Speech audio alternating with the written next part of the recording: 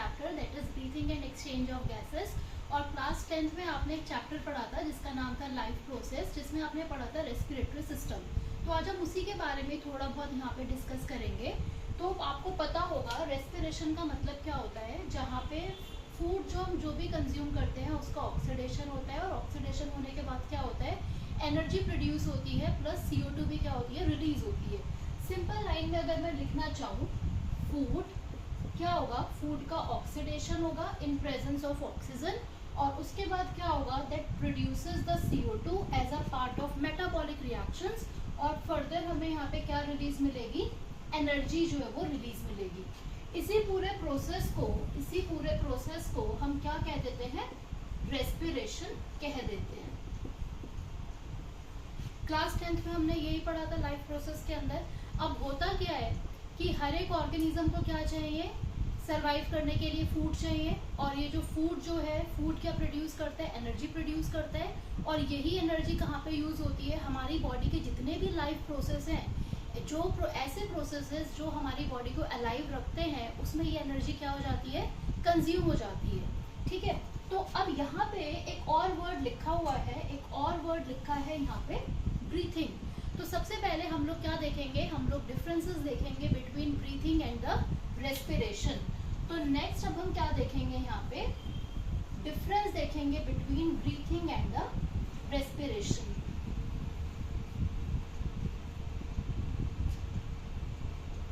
एक तरफ है ब्रीथिंग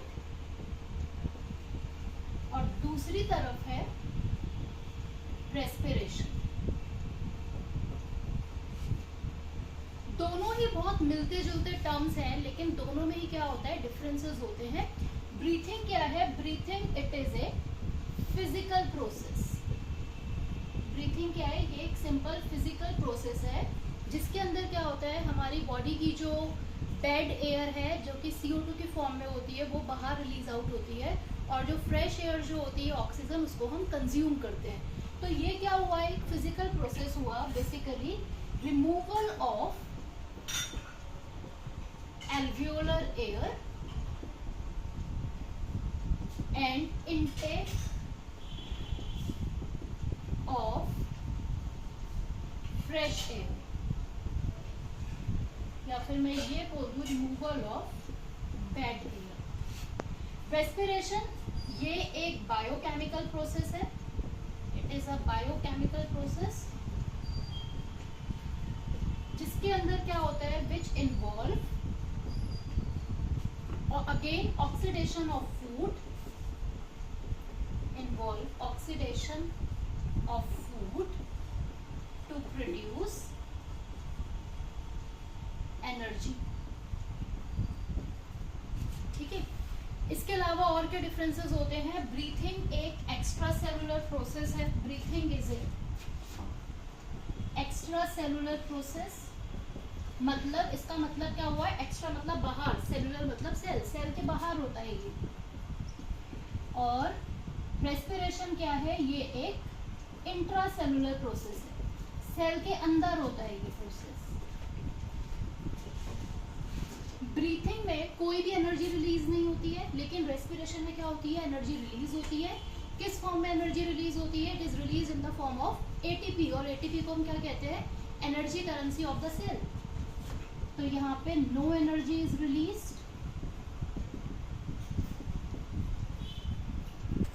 और यहाँ पे energy is released.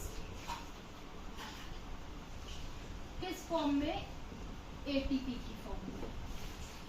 Further breathing में कोई भी एंजाइम का इन्वॉल्वमेंट नहीं होता है, लेकिन रेस्पिरेशन के अंदर एंजाइम जो है वो इन्वॉल्व होता है। तो यहाँ पे no enzyme is involve, no enzyme is involved, और यहाँ पे enzyme is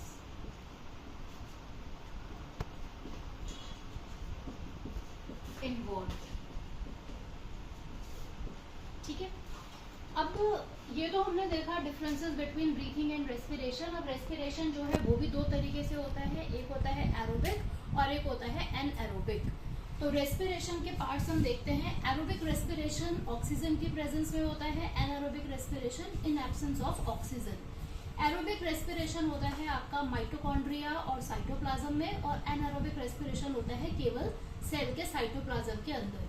ये बहुत बेसिक है एरोबिक और एनारोबिक, इसको आपने लोअर क्लासेस में पढ़ा ही होगा। एरोबिक रेस्पिरेशन में बहुत ज़्यादा एनर्जी रिलीज होती है और large amount of energy release होती है इन एरोबिक और less amount of energy release in anaerobic. कितनी होती है फिर भी 36 एटीपी होती है आपकी एरोबिक में और 6 एटीपी होती है आपकी एनारोबिक रेस्पिरेशन के अंदर। अब बात आती है, हर एक ऑर्गेनिज्म जो है वो रेस्पिरेशन शो करता है, ठीक है। अब क्या हर एक ऑर्गेनिज्म में रेस्पिरेटरी ऑर्गन क्या सेम होता है? Answer is no. हर एक ऑर्गेनिज्म के अंदर रेस्पिरेटरी ऑर्गन जो है वो डिफरेंट होता है और ये डिपेंड करता है ऑन द 2 फैक्टर्स। पहला हैबिटेट और दूसरा होता है लेवल ऑफ ऑर्गेनाइजेशन। एक ऑर्गेनिज्म अपनी कौन सी जगह पे रहता है उसको हम क्या कहेंगे, उस ऑर्गेनिज्म की क्या हो गई वो हैबिटेट। अब अगर कोई ऑर्गेनिज्म अगर पानी में रहता होगा, कोई लैंड पे रहता है, तो अल्टीमेटली रेस्पिरेटरी ऑर्गन भी क्या करेंगे, वेरी करेंगे। सिमिलर वे में जो लेवल ऑफ ऑर्गेनाइजेशन है वो भी बहुत ज़्यादा इन्फ्लुएंस करता है कि किस तरीके का रेस्पिरेटरी ऑर्गन होगा, जैसे कि सेलुलर लेवल ऑर्गेनाइजेशन है, टिश्यू लेवल है, ऑर्गन है या फिर ऑर्गन सिस्टम है।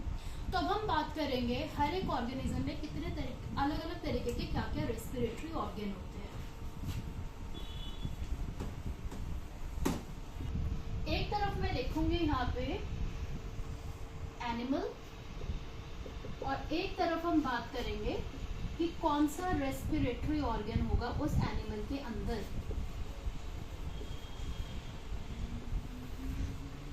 सबसे पहली बात, अगर लोअर ऑर्गेनिज्म है, लोअर ऑर्गेनिज्म का मतलब क्या हुआ, स्पॉन्जेस के बारे में बात कर रही हूँ, सीलेंट्रेटा हो गया, टीनोफोरा हो गया, इनके अंदर स्पॉन्जेस, सीलेंट्रेटा, टीनोफोरा, इसमें होता है थ्रू जनरल बॉडी सरफेस। कहने का मतलब है इसमें कोई प्रॉपर रेस्पिरेटरी ऑर्गन है ही नहीं, जो बॉडी वॉल जो है उसी के थ्रू जो है गैसेस का एक्सचेंज जो है वो होता रहेगा। तो यहाँ पे हो रहा है through general body surface. Next is earthworm. Earthworm के अंदर होता है through moist skin. Again earthworm के अंदर भी कोई प्रॉपर रेस्पिरेटरी ऑर्गन नहीं है, जो उसकी जो स्किन जो बहुत ज़्यादा रिच होती है ब्लड वेसल्स के अंदर, और वहीं से डायरेक्टली क्या होना शुरू हो जाता है, गैसेस का एक्सचेंज होता है। तो it occurs through moist cuticle या फिर स्किन भी बोल सकती हूँ। और जब भी स्किन के थ्रू रेस्पिरेशन होता है, ऐसे रेस्पिरेशन के लिए हम वर्ड यूज करते हैं cutaneous, cutaneous respiration. Third is insect. Third is, चलो इंसेक्ट के बारे में नहीं, हम पूरे फाइलम, लार्जेस्ट फाइलम के बारे में बात करते हैं, आर्थ्रोपोडा के बारे में। आर्थ्रोपोडा के बारे में बात करते हैं हम। अब आर्थ्रोपोडा क्या है, लार्जेस्ट फाइलम है एनिमल किंगडम का। जब लार्जेस्ट फाइलम है तो बहुत सारे ऑर्गेनिजम्स होंगे, तो इसका मतलब है रेस्पिरेटरी ऑर्गन की वैरायटी भी यहाँ पे बहुत सारी देखने को मिलेगी। सबसे पहला हम देखेंगे, first is the prawn. Prawn के अंदर जो रेस्पिरेटरी ऑर्गन है वो है गिल्स। सेकंड है किंग क्रैब और लिम्यूलस। किंग क्रैब और लिम्यूलस, इसके अंदर होता है बुक गिल्स, ठीक। Third is spider and scorpion. इसमें होता है थ्रू बुक लंग्स।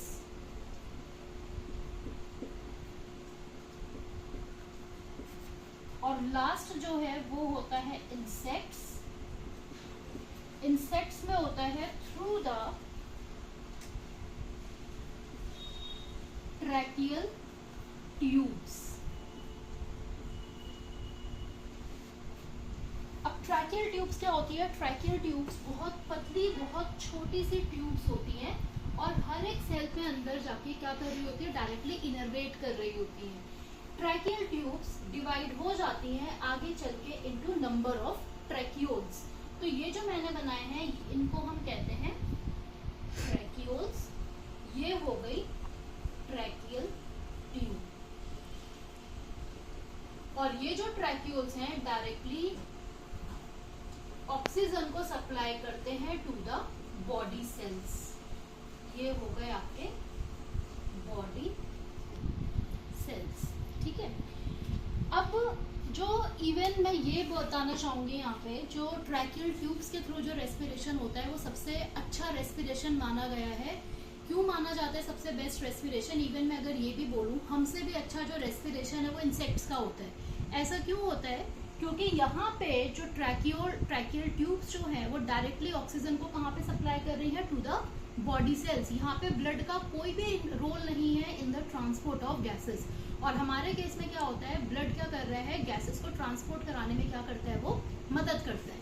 यहाँ पे सबसे अच्छा रेस्पिरेशन अगर किसी एनिमल के अंदर है दैट इज द इंसेक्ट्स, ठीक है।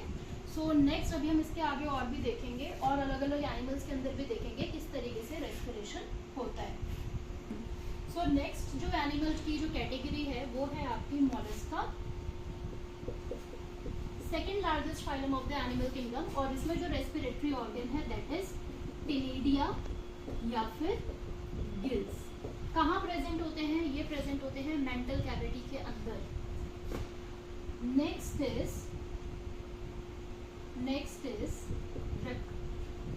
Is fishes. दोनों, चाहे कार्टिलेजेनियस फिशेस हो जिसको हम कहते हैं कॉन्ट्रिक्थीस, या फिर ऑस्टिक्थीस, बोनी फिशेस। दोनों ही तरीके की जो फिशेस होती हैं उसमें जो रेस्पिरेटरी ऑर्गन है दैट इज गिल्स। नेक्स्ट है रेप्टाइल्स, बर्ड्स और मैमल्स। इसके अंदर क्या होता है? चलो फ्रॉग के बारे में भी बात करते हैं। फ्रॉग में जो रेस्पिरेटरी ऑर्गन होता है वो होते हैं 4 रेस्पिरेटरी ऑर्गन होते हैं फ्रॉग के अंदर। सबसे पहले तो फ्रॉग में होगा, एक तो स्किन के थ्रू भी होता है जिसको हम क्यूटेनियस कहते हैं। नेक्स्ट होता है बक्कोफेरेंजियल कैविटी के थ्रू, बक्कोफेरेंजियल कैविटी। यहाँ पे बक्कल कैविटी और फेरिंग्स जो है वो ऑलमोस्ट इंटरमिंगल्ड होते हैं, जिसलिए इसको हम क्या कह देते हैं, बक्कोफेरेंजियल कैविटी। और नेक्स्ट होता है लंग्स के थ्रू भी फ्रॉग जो है वो रेस्पायर करता है, डिपेंडिंग अपॉन कि फ्रॉग लैंड पे है या फिर फ्रॉग वाटर पे है। फ्रॉग एक एम्फीबियन है और एम्फीबियन ऐसे एनिमल्स जो लैंड पे भी रहेंगे, वाटर पे भी रहेंगे। तो depending upon the surrounding environment respiratory organ भी क्या करेगा, it is going to be very. Next is reptiles, aves, mammals. इन तीनों के अंदर जो है वो होता है लंग्स, ठीक है। So this was about the animals और उनके क्या क्या रेस्पिरेटरी ऑर्गन थे। और यहाँ पे हम जो बात करेंगे, हम पढ़ रहे हैं anatomy of the human respiratory system. तो सबसे पहले हम किस पे जाएंगे, सीधे ह्यूमन रेस्पिरेटरी सिस्टम के ऊपर ही जाएंगे। अब ह्यूमन रेस्पिरेटरी सिस्टम को स्टार्ट करने से पहले आपने क्लास 10th लाइफ प्रोसेस में पढ़ा होगा रेस्पिरेटरी ट्रैक्ट। तो सबसे पहले मैं यहाँ पे ड्रॉ करूंगी रेस्पिरेटरी ट्रैक्ट, ताकि हम जब एनाटॉमी जब पढ़े तो आपको बिल्कुल भी प्रॉब्लम ना हो कि इसके बाद कौन सा वाला पार्ट आ रहा है। तो सबसे पहले हम क्या ध्यान में रखेंगे, रेस्पिरेटरी ट्रैक्ट को ध्यान में रखेंगे। तो हम स्टार्ट करते हैं about the human respiratory tract. सबसे पहले रेस्पिरेटरी ट्रैक्ट जो है वो स्टार्ट होता है एक्सटर्नल नॉस्ट्रिल से। हमारी जो नोज की जो ओपनिंग्स होती है उसको हम क्या कह देते हैं, एक्सटर्नल नॉस्ट्रिल्स कह देते हैं। एक्सटर्नल नॉस्ट्रिल्स जो है वो अंदर जा रही है, ये जो अंदर का जो पैसेज वे है इसको हम क्या कह देते हैं, नेजल कैविटी। ये किस में ओपन हो रही है, नेजल कैविटी में। अब अंदर की तरफ ये जो नोज की जो अंदर का जो पैसेज वे है, ये अंदर जो खुल रहा है उसकी जो इंटरनल ओपनिंग्स जो होती है उसको हम कहते हैं इंटरनल नॉस्ट्रिल्स। इंटरनल नॉस्ट्रिल्स जो है वो आगे चल के खुलते हैं फेरिंग्स में। और फेरिंग्स क्या है, फेरिंग्स है common passage of food and air. Pharynx जो है वो ओपन होता है वॉइस बॉक्स में, और वॉइस बॉक्स को हम क्या कहते हैं, voice box is known as larynx. Voice box ठीक है। लैरिंग्स क्या है इसके बारे में भी हम पूरा जब पाथवे डिस्कस करेंगे तब हम इसके बारे में जाएंगे। लैरिंग्स जो है फर्दर ओपन होता है into the tube and that tube is known as trachea. Trachea जो है एक पतली सी ट्यूब है जिसको हम, दूसरा नाम क्या होता है ट्रैकिया का, ट्रैकिया को हम कहते हैं विंड पाइप। ट्रैकिया एक बहुत पतली सी ट्यूब है जो कि मिड थोरैसिक कैविटी के अंदर जाके रन कर रही है और फिर उसके बाद ये डिवाइड होती है इनटू द 2 ट्यूब्स और उन ट्यूब्स का नाम होता है प्राइमरी ब्रोंकाई। ट्रैकिया जो है वो डिवाइड हो जाती है into the primary bronchi. Primary bronchi further divide होती है अगेन 2 ट्यूब्स में जिसको हम कह देते हैं सेकेंडरी ब्रोंकाई। और ये फर्दर डिवीजन चलता रहेगा और ये क्या बनाते रहेंगे, tertiary bronchi, ultimately terminal bronchioles. तो यहाँ पे ये हो गया टर्शियरी ब्रोंकाई और उसके बाद यहाँ फर्दर डिवाइड होने के बाद अब क्या आ गई है, टर्मिनल ब्रोंक्यूल्स। टर्मिनल ब्रोंक्यूल्स आगे चल के खुलती है into the short tubes known as alveolar duct. Alveolar duct ultimately opens into the alveoli. ठीक है, ये पूरा का पूरा क्या हुआ, हमारा रेस्पिरेटरी ट्रैक का पाथवे हो गया। अब इस पूरे रेस्पिरेटरी ट्रैक के पाथवे को हम 2 पार्ट्स में डिवाइड करते हैं। एक होता है कंडक्टिंग पार्ट और दूसरा होता है हमारा एक्सचेंज पार्ट। तो जो एक्सटर्नल नॉस्ट्रिल से लेके up to the terminal bronchioles तक का जो पूरा का पूरा जो पैसेजवे जा रहा है, इस पूरे पैसेजवे को बोला जाता है कंडक्टिंग पार्ट। कंडक्टिंग पार्ट क्यों बोला गया है, इसका मेन काम क्या है, ऑक्सीजन को कंडक्ट कराना, ऑक्सीजन को पहुंचाना एक्सटर्नल नॉस्ट्रिल से लेके up to the terminal bronchiole. और एल्वियोलर डक्ट और एल्वियोलाई, केवल इतना सा पार्ट जो है इसको हम क्या कहते हैं, एक्सचेंज पार्ट और the respiratory part. Exchange part क्यों बोला गया है, क्योंकि इसका मेन काम क्या होता है, that help in the exchange of gases. ठीक है, अब 1 बाय 1 करके हम इन सारे पार्ट्स को क्या करेंगे, डिस्कस करेंगे। ओके, तो हमने अभी भी डिस्कस किया है एनाटॉमी ऑफ द, हमने अभी भी डिस्कस किया है रेस्पिरेटरी ट्रैक का पार्ट में 2 पार्ट हो गए, कंडक्टिंग और एक्सचेंज पार्ट। अब हम क्या करेंगे, 1 बाय 1 हर एक पार्ट को क्या करेंगे, डिस्कस करेंगे। सबसे पहला क्या है, एक्सटर्नल नॉस्ट्रिल्स। इस एक्सटर्नल नॉस्ट्रिल्स के थ्रू हम क्या करते हैं, एटमॉस्फेरिक ऑक्सीजन जो उसको क्या करते हैं, अंदर की तरफ लेंगे। अब अगर मैं इसको यहाँ पे अगर मैं बनाना चाहूँ,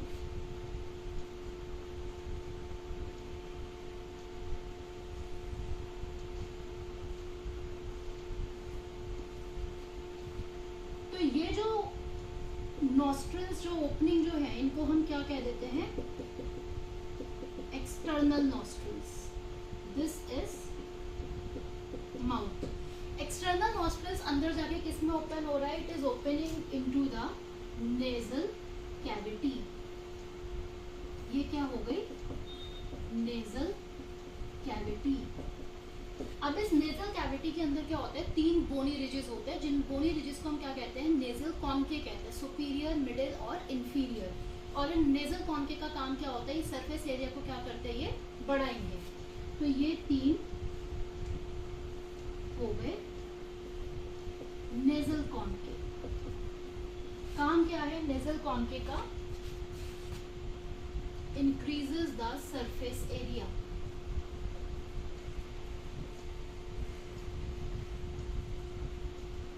ठीक है, अब नेजल माउथ जो है, यहाँ से ये क्या जा रही है, माउथ से टंग जा रही है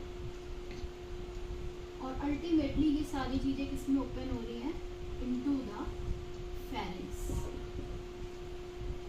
और फेरिंग्स क्या है, this is the common passage of food and air. ठीक है, अब हम बात करेंगे ये नेजल कैविटी के बारे में। बहुत इंपॉर्टेंट होता है ये नेजल कैविटी। इस नेजल कैविटी के 3 पार्ट होते हैं। पहला पार्ट होता है आपका यहाँ पे वेस्टिब्युलर रीजन। एंटीरियर पार्ट जो होता है, इंटीरियर पार्ट मतलब फ्रंट पार्ट, आगे का जो पार्ट है नेजल कैविटी का, जो एंटीरियर पार्ट जो हो गया, इसको हम क्या कहेंगे, वेस्टिब्युलर रीजन बोलते हैं इसको हम। इस वेस्टिब्युलर रीजन के अंदर क्या होता है, यहाँ पे हमारे नेजल कैविटी में हेयर्स होते हैं, it has here plus Bowman's gland. ध्यान से देखो, यहाँ पे बोमेन्स कैप्सूल नहीं लिखा है, यहाँ पे लिखा है बोमेन्स ग्लैंड। बोमेन्स कैप्सूल कहाँ होता है, किडनी के अंदर होता है, नेफ्रॉन का पार्ट है, और बोमेन्स ग्लैंड जो है ये नोज का पार्ट है। और बोमेन्स ग्लैंड का काम क्या होता है, इट सिक्रीट म्यूकस। ठीक है, पहला पार्ट हो गया वेस्टिब्युलर रीजन। दूसरा पार्ट जो होता है नेजल कैविटी का, उसको हम कहते हैं, सेकेंड पार्ट को हम कहते हैं रेस्पिरेटरी रीजन। और इसके अंदर जो एपिथेलियम जो होती है वो होती है सीडोस्ट्रेटिफाइड सिलिएटेड कॉलमनार ग्लैंडुलर एपिथेलियम। इस एपिथेलियम का नाम है सीडोस्ट्रेटिफाइड सिलिएटेड कॉलमनार ग्लैंडुलर एपिथेलियम। ये एपिथेलियम जो है again that help in filtering the incoming air, और इसके अंदर सीलिया प्रेजेंट होते हैं, तो जितने भी एयर, जो भी इनकमिंग एयर, उसमें जो भी डस्ट पार्टिकल आ रहा है उसको क्या करेगी, ये फिल्टर आउट करेगी। And third part is the olfactory region. Olfactory region जो है ये स्पेशलाइज्ड टाइप की यहाँ पे एपिथेलियम होती है, और इस एपिथेलियम को बोला जाता है न्यूरोसेंसरी एपिथेलियम। और इस एपिथेलियम का काम क्या होता है, जो भी हम स्मेल करते हैं चीजों को, ये सारी इंफॉर्मेशन को कहाँ तक लेके जाती है, ब्रेन तक लेके जाती है। Neurosensory epithelium. इवन इस एपिथेलियम का एक और नाम है जिसको हम कहते हैं शिनिडेरियन मेम्ब्रेन। शिनिडेरियन मेम्ब्रेन। ठीक है, अब बात करते हैं इस नेजल कैविटी के फंक्शंस क्या क्या होते हैं। जैसे कि सिलिएटेड एपिथेलियम है तो इसका मेन काम क्या होगा, इनकमिंग एयर को फिल्टर करे from the dust particle and the microbes. दूसरा काम क्या होता है, ये एक ह्यूमिडिफाई करता है, जो भी एयर आ रही है उसको मॉइस्चर प्रोवाइड करता है, इट ह्यूमिडिफाई द एयर। तीसरा काम क्या होता है इसका, कि जो भी इनकमिंग एयर जो आ रही है वो किसी और टेम्परेचर पे होगी, तो और हमारे बॉडी टेम्परेचर क्या होता है, दैट इज 37 डिग्री सेल्सियस। तो यही नेजल कैविटी क्या करता है, इनकमिंग एयर को हमारी बॉडी टेम्परेचर पे लेके आता है। तो हमने यहाँ पे, अब देखो ये जो नेजल कैविटी, ये जो पार्ट है जहाँ पे ये खुल रही है, इसको हम क्या कह देंगे, इंटरनल नॉस्ट्रल्स। नेजल कैविटी की पोस्टीरियर ओपनिंग को क्या बोल दिया जाता है, इंटरनल नॉस्ट्रल्स कह दिया जाता है। ठीक है, नेक्स्ट अब हम बात करें फेरिंग्स। क्या है pharynx, common passage of food and air. Tongue के थ्रू जो है वो फूड जो है वो अंदर की तरफ जा रहा है, और यहाँ से नेजल कैविटी से क्या जा रही है, एयर जा रही है। तो दोनों को ट्रांसपोर्ट का काम कौन कर रहा है, फेरिंग्स कर रहा है। अब यहीं से ही खाना जो है वो तो चला जाता है ईसोफेगस के अंदर, और जो एयर जो है वो कहाँ पे चली जाएगी, इनटू द लैरिंक्स चली जाएगी। अब नाउ द क्वेश्चन अराइजेस, ये जो हम जो भी खाना जो खाते हैं, ये सारा का सारा खाना जो है ये ईसोफेगस में जाता है, लेकिन लैरिंक्स के अंदर नहीं जाता है। द आंसर इज, लैरिंक्स के ऊपर क्या होता है, एक कार्टिलेज होता है, एक फ्लैप है कार्टिलेज का, जिसको बोला जाता है एपिग्लॉटिस। जब भी हम खाना खाते हैं तो एक लीफ लाइक कार्टिलेज है, इस तरीके से जब भी हम खाना खाएंगे तो उस समय क्या करता है, वो लैरिंक्स को ढक लेता है। जैसे ही वो लैरिंक्स को कवर करेगा तो खाना जो है वो कहाँ पे चला जाएगा, सीधे के सीधे ईसोफेगस में। अब अगर कोई पूछे कि रेस्पिरेटरी रेट क्या होता है during swelling of food, answer is 0। क्यों, क्योंकि जब जैसे हम खाना खा रहे हैं उस समय क्या हुआ, उसने क्या किया, उसको पूरा का पूरा क्या कर लिया, कवर अप कर लिया। ठीक है, सो नेक्स्ट अब हम जो डिस्कस करेंगे that is going to be a larynx. So next part is the larynx. Larynx को हम क्या कह देते हैं, वॉइस बॉक्स कह देते हैं लैरिंक्स को। किसका बना हुआ है, ये पूरा का पूरा जो चैम्बर है that is made up of cartilage. किसका बना हुआ है, हाइलेन कार्टिलेज का, made up of hyaline cartilage. Larynx में जो टोटल कार्टिलेज होते हैं वो होते हैं 9। टोटल कार्टिलेज आर 9, और इन 9 में से 3 होते हैं पेयर्ड और 3 होते हैं अनपेयर्ड। 3 पेयर्ड, तो 6 हो गए, 3 अगर पेयर्ड है तो, और 3 हो गए यहाँ पे अनपेयर्ड। ठीक है, अब इस वॉइस बॉक्स के अंदर इसमें जो है पूरा जो सबसे बड़ा जो कार्टिलेज होता है, लार्जेस्ट कार्टिलेज, जिसको हम क्या कहते हैं, थायराइड कार्टिलेज कहते हैं। Again mark the word thyroid cartilage, not a thyroid gland. तो यहाँ पे जो सबसे बड़ा जो कार्टिलेज होता है वो होता है thyroid cartilage. This is the, ये एक मैं एक स्कीमेटिक डायग्राम बना रही हूँ। थायराइड कार्टिलेज, थायराइड कार्टिलेज के नीचे की तरफ एक रिंग शेप कार्टिलेज होता है जिसको हम कहते हैं क्रिकॉइड कार्टिलेज। अब इस थायराइड कार्टिलेज के अंदर क्या होती है, वोकल कॉर्ड्स होती हैं। थायराइड कार्टिलेज, थोड़ा सा वर्ड थोड़ा सा डिफिकल्ट लग रहा होगा, मैं ये बता दूं, एक लोअर क्लासेस में आपने पढ़ा है Adam septal. Adam septal actual में क्या है, थायराइड कार्टिलेज ही है। और ये जो है बहुत ज्यादा प्रोमिनेंट होता है मेल्स के अंदर and it is less prominent in females. और इस थायराइड कार्टिलेज के अंदर क्या होती है, वोकल कॉर्ड्स होती हैं। और इन वोकल कॉर्ड से क्या होता है, आवाज किस तरीके से प्रोड्यूस होती है वो यहाँ पर ही डिसाइड होती है। अब थायराइड कार्टिलेज में टोटल 4 वोकल कॉर्ड होती हैं। एंटीरियर साइड पे, ये अगर लैरिंग्स है तो एंटीरियर साइड पे जो वोकल कॉर्ड्स आपको दिखेंगी वो होंगी फॉल्स वोकल कॉर्ड। नाम में ही फॉल्स है तो इसका कोई भी साउंड प्रोडक्शन से कोई भी कोरिलेशन नहीं है। एंटीरियर साइड पे प्रेजेंट होती है फॉल्स वोकल कॉर्ड और एग्जैक्टली इसी के पीछे ही जो है वो प्रेजेंट होती है ट्रू वोकल कॉर्ड्स, जिसका एक्चुअल में काम क्या होता है, साउंड प्रोडक्शन में मदद करना। तो जिसको मैं शो करूंगी डॉटेड लाइन से, मान के चलो ये हो गई फॉल्स वोकल कॉर्ड और एग्जैक्टली इसके पीछे क्या आपको देखने को मिलेगी, ट्रू वोकल कॉर्ड्स। ये हो गई true vocal cords.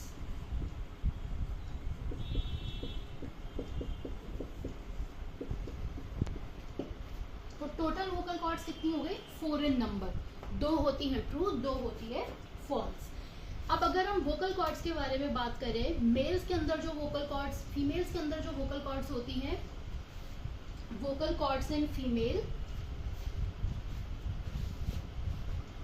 Just a minute, vocal cords in female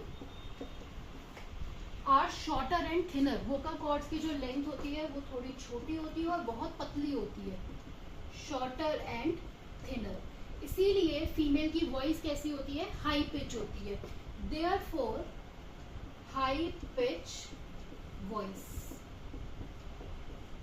और जो मेल्स की जो वोकल कॉर्ड होती है, vocal cord in males initially जो होती है वो होती है शॉर्टर एंड थिनर, लेकिन टेस्टोस्टेरोन हार्मोन के इन्फ्लुएंस में जब प्यूबर्टी का टाइम आता है, मेल्स की जो वोकल कॉर्ड्स होना शुरू हो जाती हैं, they become longer and thicker. मतलब आप देखोगे बचपन में मेल्स की जो वॉइस होती है वो भी एकदम फीमेल जैसी ही होती है। क्यों? क्योंकि मेल की वोकल कॉर्ड कैसी होती है, शॉर्टर एंड थिनर। लेकिन जब प्यूबर्टी का टाइम आता है और मेल्स के अंदर जब टेस्टोस्टेरोन हार्मोन का लेवल जब बढ़ना शुरू होता है, तो मेल्स की वोकल कॉर्ड कैसी होना शुरू हो जाती है, लंबी और लॉन्गर एंड थिकर। और जिसकी वजह से मेल की जो वॉइस होती है that is low pitch voice. ठीक है, नेक्स्ट पार्ट हम जो डिस्कस करेंगे that was all about the larynx. Next part हम जो डिस्कस करेंगे, हाँ, और एक अभी बताए थे कि लीफ लाइक कार्टिलेज भी होता है, और उस लीफ लाइक कार्टिलेज का नाम क्या होता है, that is the epiglottis. Okay, लैरिंग्स, अब इसका नाम एपिग्लॉटिस ही क्यों रखा? जो लैरिंग्स की जो ओपनिंग है, फेरिंग्स किसमें ओपन हो रहा है, लैरिंग्स में। Opening of the larynx is called glottis. लैरिंग्स की जो ओपनिंग होती है उसको हम कहते हैं ग्लॉटिस। और ग्लॉटिस के ऊपर जो प्रेजेंट है तो इसलिए हमने उसका नाम क्या रख दिया, एपिग्लॉटिस। एपिग्लॉटिस का काम क्या होता है, that prevents the entry of food into the wind pipe. जो मतलब खाना जो है वो विंड पाइप में एंटर जो है वो ना कर सके। It prevent the entry of food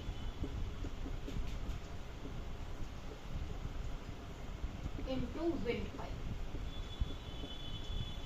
मतलब ट्रैकिया। ठीक है, सो नेक्स्ट पार्ट हम जो डिस्कस करेंगे that is the trachea.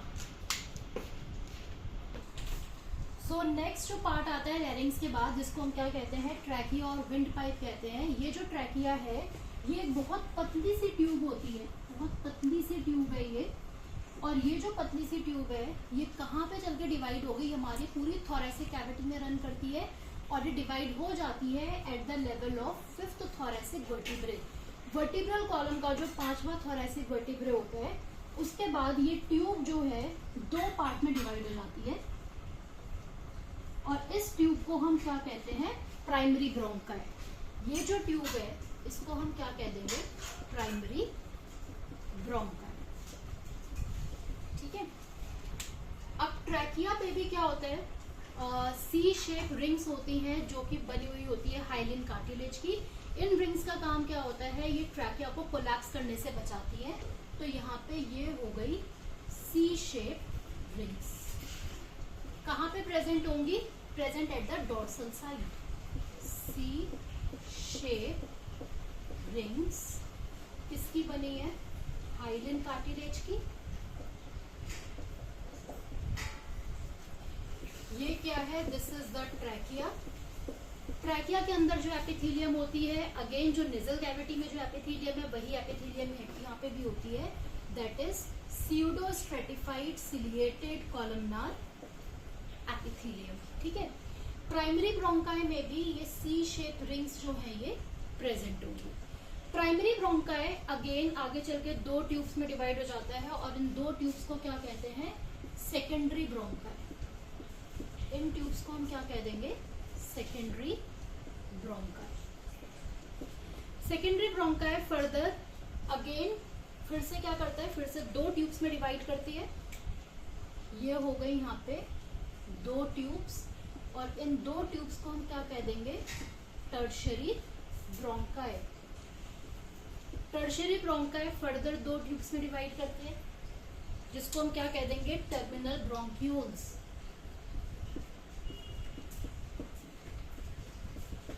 Terminal bronchioles.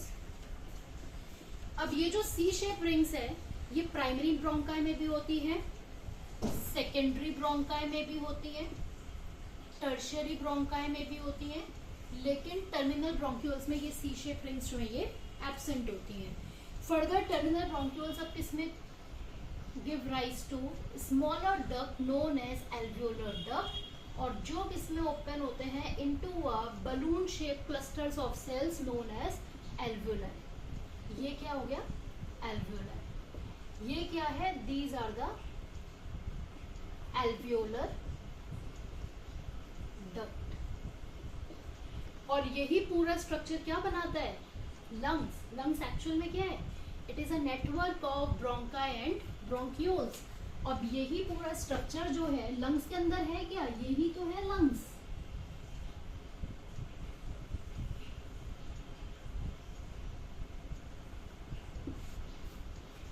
This whole structure comprises of lungs. और लंग्स के ऊपर क्या होती है, 2 मेम्ब्रेन होती है। एक होती है आउटर प्लूरल मेम्ब्रेन, अंदर वाली मेम्ब्रेन को हम क्या कहते हैं, इनर प्लूरल मेम्ब्रेन। और दोनों मेम्ब्रेन्स के अंदर क्या होता है, फ्लूइड होता है, and that fluid is known as pleural fluid.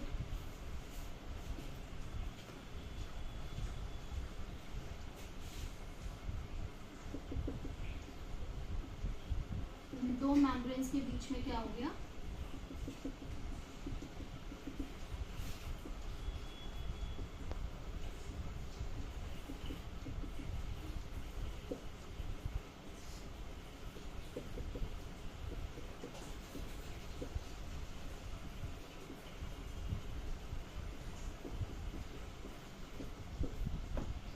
अब यहाँ पे जो आउटर प्लूरल मेम्ब्रेन है वो क्लोज कांटेक्ट में होती है थोरैसिक कैविटी के, और जो इनर प्लूरल मेम्ब्रेन है वो क्लोज कांटेक्ट में होती है लंग सरफेस के साथ। अब यहाँ पे क्या होता है कि अब अगर कोई भी चेंजेस आएंगे प्लूरल मेम्ब्रेन के अंदर, वो सारे के सारे कहाँ पे आपको देखने को मिलेंगे, थोरैसिक कैविटी के अंदर आपको देखने को मिलेंगे। और इस ट्रैकिया के ऊपर क्या प्रेजेंट है, अभी क्या डिस्कस किया था, लैरिंग्स। तो ये हो गया आपका लैरिंग्स। So that was all from my side. और जो भी इसके आगे की चीज़ें वो हम नेक्स्ट क्लास में जो है वो डिस्कस करेंगे। Thank you.